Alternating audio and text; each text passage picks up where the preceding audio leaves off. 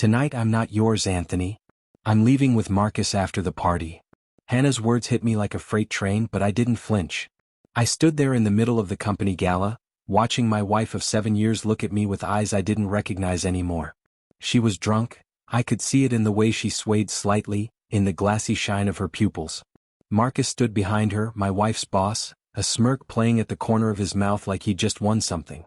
20 people could hear us. 20 people from her office who'd probably been watching this affair unfold for weeks while I worked myself to death in our garage, building something that was supposed to change our lives. I felt their eyes on me, waiting for me to explode, to make a scene, to give them the drama they were craving. But all I could see was my father's face. I was 12 when I watched him beg my mother not to leave him for her boss. He cried, he screamed, he made a scene in front of their entire neighborhood. 3 months later, he had a heart attack in our living room while she was out with her new boyfriend. I held his hand while he died, and the last thing he whispered was, "Don't ever let them see you break." So I didn't break. I looked at Hannah, at the woman who used to cry watching romantic movies, who'd promised to be mine every night in every storm until my last breath, and I smiled. Not a warm smile. A cold one. The kind that comes when you finally understand something you should have seen coming. "Okay," I said simply. I turned and walked toward the exit. Behind me I heard Marcus laugh. I heard Hannah say something to him, her voice uncertain now, like maybe she'd expected me to fight for her. But I was already gone. Before I continue, kindly like, share and subscribe for more interesting videos. The valet brought my car around and my hands were steady on the wheel. That surprised me. I thought they'd be shaking, but they weren't. Maybe I'd known for longer than I wanted to admit. 6 weeks ago, Hannah started going to the gym at 5 a.m. My wife, who'd hit snooze 4 times every morning for 7 years, was suddenly up before dawn. She said it was for her health, but she never looked tired when she came home. She looked energized, glowing. 4 weeks ago, she stopped wearing her wedding ring. "It's uncomfortable when I type," she said. I noticed she still wore the diamond bracelet I'd never seen before. When I asked about it, she said it was a work bonus. Our bank account said otherwise. 3 weeks ago, she mentioned Marcus for the first time. "My boss thinks I have real potential," she said over dinner, one of the last dinners we ate together. Her eyes lit up when she said his name. They never lit up like that when she said mine anymore. 2 weeks ago, David called me. My best friend since childhood, who worked in Hannah's department. "I need to show you something," he said. "Come to the gala Friday. Just trust me." His voice cracked and I knew. I knew before he said anything else. I pulled into our driveway and sat in the darkness. Our house looked the same as always. The porch light Hannah always forgot to turn off, the garden I'd planted for her 3rd anniversary, the mailbox with both our names on it. But it wasn't our house anymore. It was just a building where 2 strangers slept in the same bed. I checked my phone. The email was still there. The one I'd received 3 weeks ago, the one I hadn't told Hannah about because I wanted it to be a surprise. "Congratulations, Mr. Chin. We're prepared to offer $50 million for your AI financial software." $50 million. I was supposed to sign the contract on Monday. I was going to surprise her, prove to her that all those late nights in the garage weren't wasted, that her husband wasn't just a dreamer but a builder. Now it didn't matter. I sat in the car for 20 minutes staring at my phone. My thumbs hovered over the keyboard. Part of me wanted to type out everything I was feeling. The betrayal, the humiliation, the way she'd looked at Marcus like he was everything I could never be. But that's what my father would have done. He would have sent paragraphs, begging, explaining, trying to make her see reason. Instead, I typed 8 words. "I hope you continue living with him after tonight." It was a reference she'd understand. Our wedding vows. I'd written them myself, stayed up for 3 nights crafting every sentence because I wanted them to be perfect. The last line had been, "I promise to be yours every night in every storm until my last breath." She'd cried when I said those words. Her mascara ran down her cheeks and she'd squeezed my hands so hard they hurt. "I'll be yours every night too," she whispered. Always. Always lasted 7 years. I hit send and watched the message change to delivered. Then I turned off my phone and walked into our house. The silence was deafening. I moved through the rooms like a ghost, taking only what mattered. 1 suitcase of clothes. My laptop. The external hard drive with 18 months of code. The photo of my father from my desk. The only family photo I owned. My grandfather's watch. I left everything else. The furniture we'd picked out together. The wedding photos on the walls. The coffee maker she'd bought me for my birthday. All of it belonged to the life I was leaving behind. In the kitchen I pulled off my wedding ring. It was stuck. I'd gained weight since we got married, those comfortable marriage pounds from Hannah's cooking and late-night pizza while watching movies together. I had to twist it hard to get it off. I placed it on the kitchen counter, perfectly centered, where she'd see it immediately when she walked in. Next to it, I left a post-it note with 2 words, "You chose." My hands were shaking now. This was real. I was actually leaving. 7 years of marriage, ended with a post-it note and a ring on a counter. But she'd ended it first, hadn't she? The moment she let Marcus's arm wrap around her waist. The moment she whispered those words to me in front of everyone. The moment she chose him over the man who'd spent 7 years building a life with her. I grabbed my suitcase and walked out the door. I drove to David's apartment at 2 a.m. He opened the door in his boxers, eyes red like he hadn't slept in days. "You actually left," he said, staring at my suitcase. "Show me everything." David pulled out his laptop. Screenshots, timestamps, photos. Hannah and Marcus leaving the Marriott downtown at 1 p.m. on a Tuesday. At a wine bar holding hands. In his car, her head on his shoulder. "How long have you known?" I asked. 2 weeks. I saw them at lunch and followed them. He looked ashamed. "I didn't know if I should tell you. What if you didn't believe me? What if it ruined our friendship?" "You did the right thing." He showed me texts he'd pulled from the office server. Marcus was careless with his work laptop. One message made my stomach turn. "She's so easy." They always are when they feel unappreciated. I wasn't just a husband to him. I was a challenge. A game. "There's something else," David said quietly. "Marcus has done this before. 3 other women in the company over the last 5 years. His wife Elena knows. She has a private investigator who documents everything, then destroys the women's careers while Marcus walks away clean." "Hannah doesn't know?" "Hannah thinks she's special." David's voice was bitter. "She has no idea she's victim number 4. I closed the laptop. My wife wasn't just a cheater. She was a cliché. A mark in a predator's pattern. "I'm signing my investment contract Monday," I said. "And then I'm disappearing." David nodded. "Where will you go?" "Somewhere she'll never find me."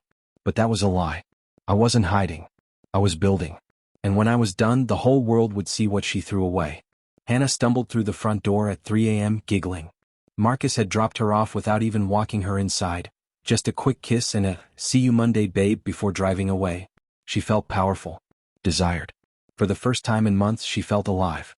"Anthony," she called out, kicking off her heels. "Baby, I'm home." Silence. She frowned, walking toward the bedroom. The lights were off. "Anthony, stop being dramatic. I was just drunk. I didn't mean." The bedroom was empty.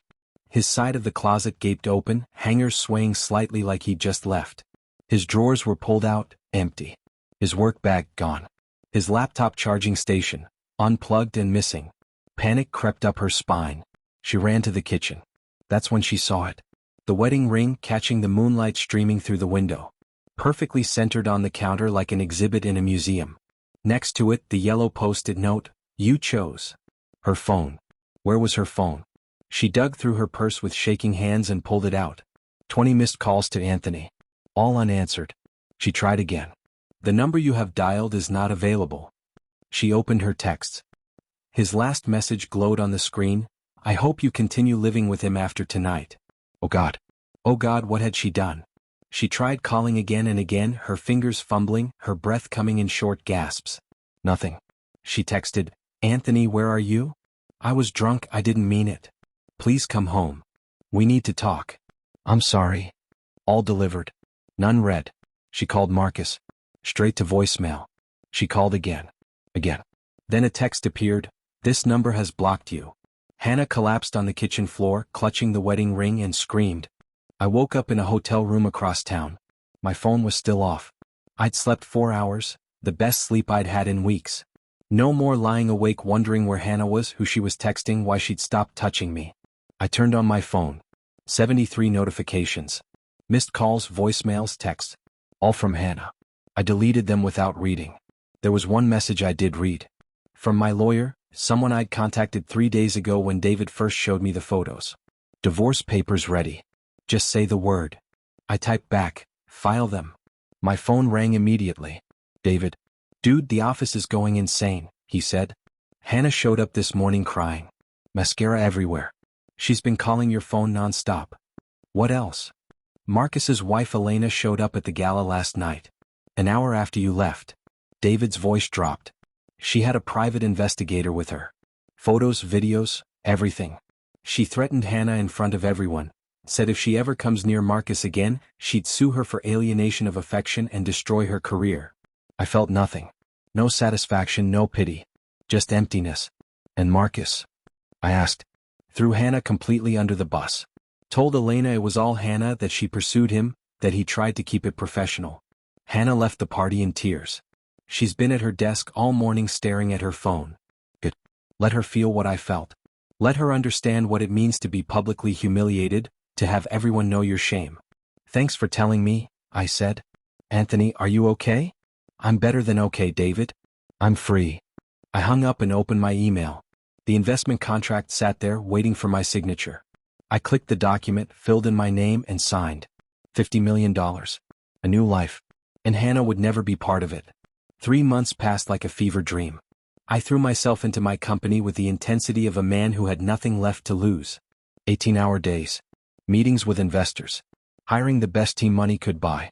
My AI software launched to massive acclaim. Forbes called it revolutionary. TechCrunch said it would reshape financial planning forever. I didn't think about Hannah. I didn't check her social media. I didn't ask David about her. She was a closed chapter, a scar that had healed over. But David told me anyway. She's falling apart, he said over the phone. Got demoted. Elena made sure of it, called the CEO, threatened a lawsuit if Hannah stayed in any senior position. She's back to being a junior analyst. Same job she had 5 years ago. I said nothing. Her friends won't talk to her. The office treats her like a pariah. And the internet found her, man. Someone posted the story on Reddit. It went viral. Her Instagram is flooded with comments calling her every name imaginable. Still, I felt nothing. She sent you a letter, David continued. 10 pages. Mailed it to your company headquarters. Did you get it? My assistant handles my mail. Anthony, she's broken. I saw her yesterday. She's lost 20 pounds. She looks like a ghost. She made her choice, David. I know, but... She told me I wasn't hers. In front of 20 people. She humiliated me the same way my mother humiliated my father. The same humiliation that killed him. So forgive me if I don't feel sympathy. David was quiet for a long moment. You're right. I wanted you to know. Now I know. Goodbye, David. I hung up and stared out my office window at the New York skyline. My company occupied the entire 15th floor of a Manhattan high-rise. I had everything I'd ever wanted. Everything except the ability to feel anything at all. The letter arrived on my desk 2 weeks later. My assistant tried to screen it, but I saw Hannah's handwriting on the envelope and told her to leave it. I waited until everyone left the office. Then I opened it. 10 pages. Single-spaced. Her handwriting shaky like she'd been crying while writing it. Anthony, I don't expect you to forgive me. I don't expect you to even read this. But I need you to know the truth even if it changes nothing. She detailed everything. How Marcus had manipulated her, made her feel special, exploited her insecurities about being just a housewife, while I worked on my startup. How he told her I didn't appreciate her, that she deserved better, that she was wasting her potential on a man who was chasing pipe dreams. I was weak, she wrote. I was selfish. I wanted to feel important and he made me feel that way. But it was all a lie. The moment his wife confronted us, he threw me away like garbage. He told her I pursued him. He called me desperate. In front of everyone. She wrote about losing her job, her friends, her reputation. About seeing my face on TV and realizing what she'd thrown away. About her mother's final warning before she died, don't become your father. He chased excitement and died alone. The last paragraph broke through my numbness. I know I can't undo what I did. I know, I'm sorry means nothing. But I need you to know that every night, I lie awake and remember the way you looked at me when I said those words. The way you just smiled and walked away. You didn't fight. You didn't scream. You just left. And somehow, that hurt more than anything you could have said. Because it meant I wasn't even worth fighting for. And you were right. I wasn't. I'm so sorry, Anthony. I'm so sorry. I read the letter 3 times. Then I called my lawyer. Send her the divorce papers. And include this note. I wrote on company letterhead, Mr. Chin has asked that you cease all contact. He wishes you well.